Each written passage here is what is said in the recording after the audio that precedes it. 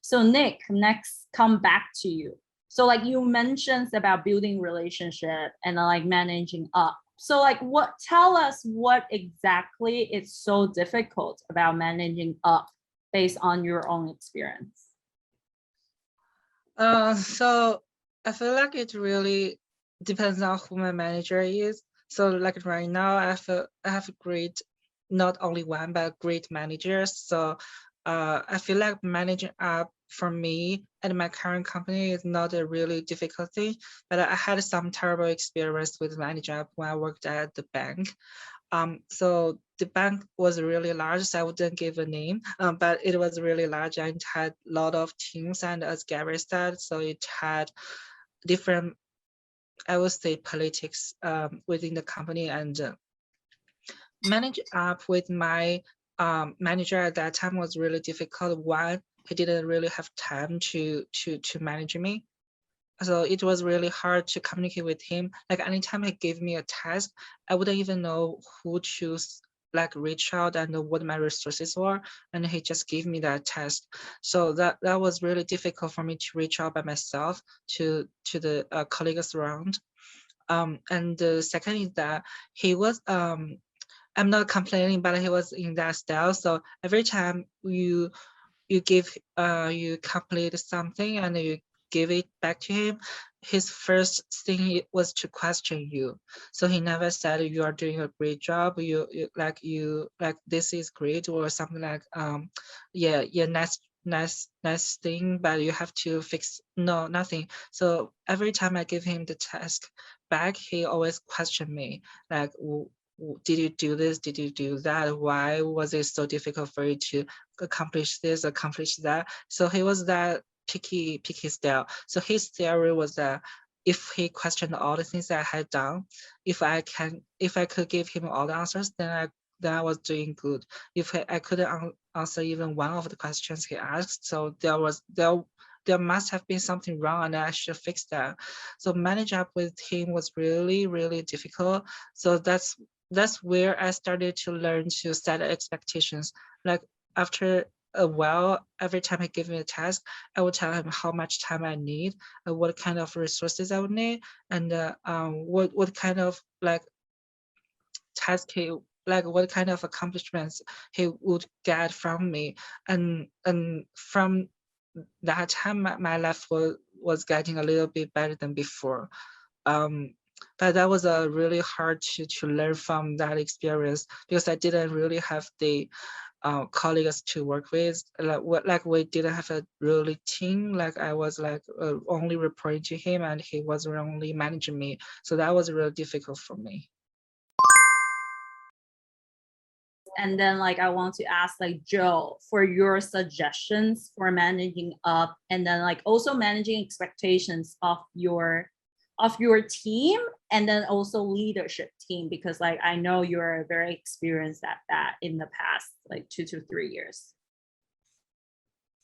I mean, I think to sum it up really quickly, the key to all of this is really clear communication.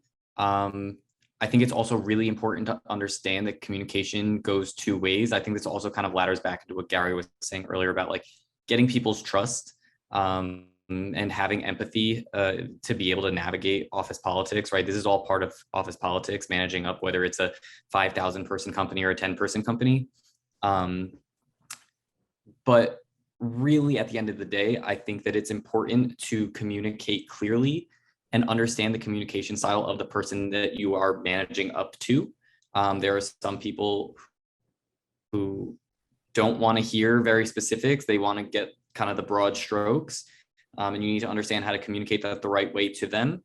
There are other people who want to see every single detail and why is it going to take so long? And so maybe you need to do a little bit of extra work and map that out so that it makes sense for them. And so when I say it's a two-way street, it's the same way you would adapt your communication style for your team that you're managing. You need to adapt it as you manage up. And then like the last piece of the communication is understand that because every manager is different, right? And they are managing you. If they're not setting the clear expectation, you need to ask for it. And you need to get the direction when things are unclear and you don't know which way to guide yourself or your team. At that point, you are a team leader, and it is on you, whether you're owning a single project or a team, to make sure that you have the direction and kind of like those clear deliverables that are expected, because it's not always laid out plain and simple. And if you move in two different directions, that's when people tend to clash. And then Gary, do you have anything to add on this topic? Yeah, managing up requires you to know your manager's leadership style. In most cases, your managers are not stupid. They are smart. That's why they can get to a management position. They know how to deal with people, right?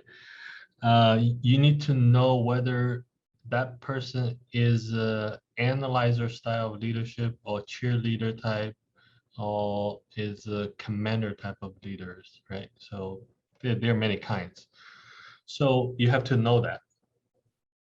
Otherwise, you don't know how to communicate to that person. Then when Joe said how to communicate, you have to share your opinion. If it's truly impossible to get it done, you have to let your manager know. Otherwise, you can be perceived like you don't know your stuff or you're lying, right? You just have to be candid and be transparent, be open. And the last piece is it's just a job. Don't take it personally. Even though you hate the managers, he is only your manager at the work. Outside of work, he is like a regular person as you. So don't take it so personally. And once it's off work, leave it behind at your office. So